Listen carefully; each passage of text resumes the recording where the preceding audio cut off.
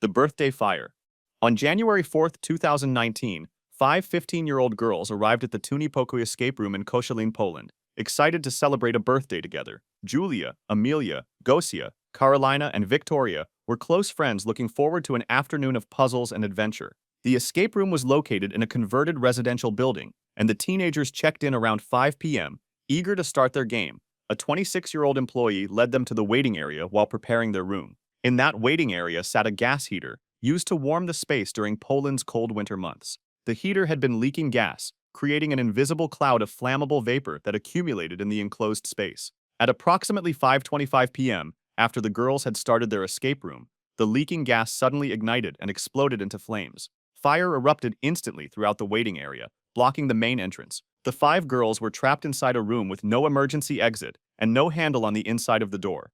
Thick black smoke filled the space within seconds as the fire consumed furniture and building materials. The teenagers had no way out. The employee suffered severe burns trying to help, but was forced back by the flames. Emergency services received calls immediately, but by the time firefighters arrived and extinguished the blaze, all five girls had died from carbon monoxide poisoning. Their bodies were found together in the room where they'd been trapped. The tragedy marked the first known escape room fatalities in history. Poland's interior minister immediately ordered nationwide safety inspections of all escape rooms. Within days, authorities shut down 13 escape rooms across the country for serious safety violations, including blocked exits, inadequate fire suppression, and dangerous heating systems. The 28-year-old escape room owner was arrested and charged with deliberately endangering lives and unintentionally causing the deaths. He faced up to 8 years in prison. The incident prompted Poland to quickly tighten fire safety regulations for all entertainment venues, requiring emergency exits, fire suppression systems, and strict inspection protocols. The Coffin Crush. On September 16, 2017, 21-year-old Chung Chu-kit visited Ocean Park in Hong Kong during their annual Halloween celebration. The park featured several haunted attractions designed to thrill visitors with scares and immersive horror experiences. One attraction, called Buried Alive, invited guests to experience the sensation of being trapped in a coffin and escaping from a pretend crypt. Chung entered the attraction alone around 8:30 p.m., ready for the Halloween experience. The attraction used mechanical coffin platforms that moved on tracks to simulate burial and create atmosphere. Guests were supposed to stay in designated areas as they navigated through the themed environment. For reasons that remain unclear, Chung strayed from the designated guest path and entered an off-limits area of the mechanical ride. Minutes after entering, staff discovered him unconscious in a restricted technical zone. A moving coffin platform had struck him with tremendous force. The heavy mechanical equipment crushed him against structural elements of the ride, causing massive trauma to his back and internal organs. Paramedics were called immediately and rushed Chung to a hospital, but his injuries were catastrophic. He died from the trauma shortly after arrival. Ocean Park officials immediately shut down all Halloween attractions and launched an internal investigation. Hong Kong government authorities also investigated the incident. The investigation revealed that Chung had climbed into an unsafe area where guests were never meant to be, though questions arose about why such areas were accessible at all. The park's chief executive expressed deep sorrow and promised to tighten safety protocols.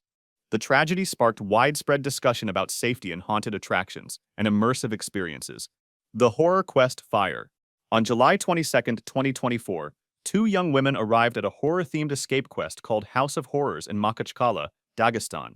Asiyat, 19 years old, and her friend Medina, 25, were looking for an intense, scary experience. The quest rooms specialized in extreme horror, using actors, props, and special effects to terrify participants. The women entered the game along with Asiyat's husband, Said, who was 21 years old. The scenario involved being captured and restrained as part of the horror theme. As the game progressed, Asiyat and Medina were shackled to chairs, unable to move freely. This was presented as part of the immersive experience. An 18-year-old actor working as the game master decided to enhance the fear factor with a dangerous stunt. He doused his gloved hands in gasoline and lit them on fire, creating a dramatic visual effect.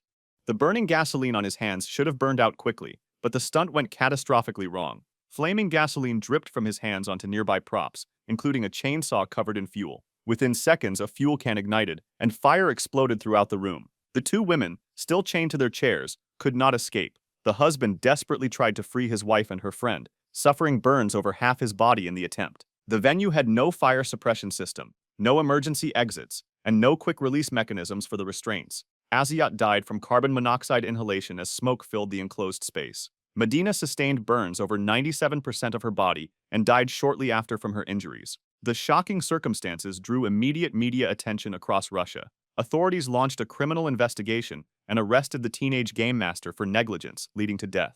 The Quest Room's owner was also charged amid public outrage over the complete lack of safety measures. The ladder fall.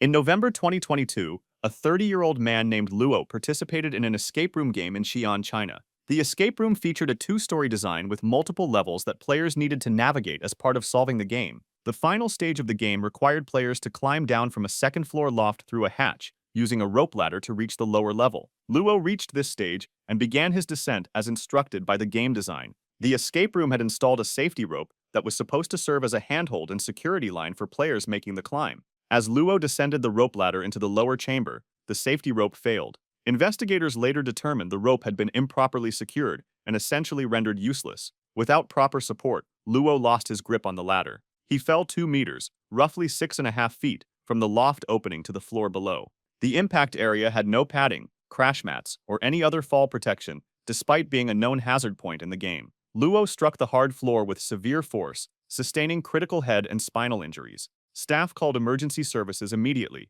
but despite rescue efforts and medical treatment, Luo died from his injuries. His family filed a lawsuit against the escape room operator for negligence. The investigation revealed multiple safety failures. The safety line that should have been properly anchored as a secure handhold was coiled uselessly on the second floor. The venue lacked any padding or protection at the fall hazard, and players had not been given adequate safety briefings about the physical risks. A Chinese court heard the case and ordered the company to pay approximately 670,000 RMB in damages to the family, equivalent to about 95,000 US dollars. Chinese authorities and media urged operators to improve safety measures, from proper equipment installation and regular inspection to clear player briefings about physical requirements and risks.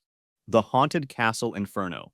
On May 11, 1984, years before modern escape rooms existed, 8 teenagers visited Six Flags Great Adventure in Jackson Township, New Jersey. The popular amusement park featured a walk-through attraction called the Haunted Castle, a dark maze filled with costumed actors, special effects, and horror-themed rooms designed to scare guests. The 8 visitors, aged between 15 and 19 years old, entered the attraction around 6:30 p.m. on a Friday evening. The Haunted Castle was constructed as a large trailer complex with plywood walls, creating a twisting labyrinth of dark corridors and themed chambers.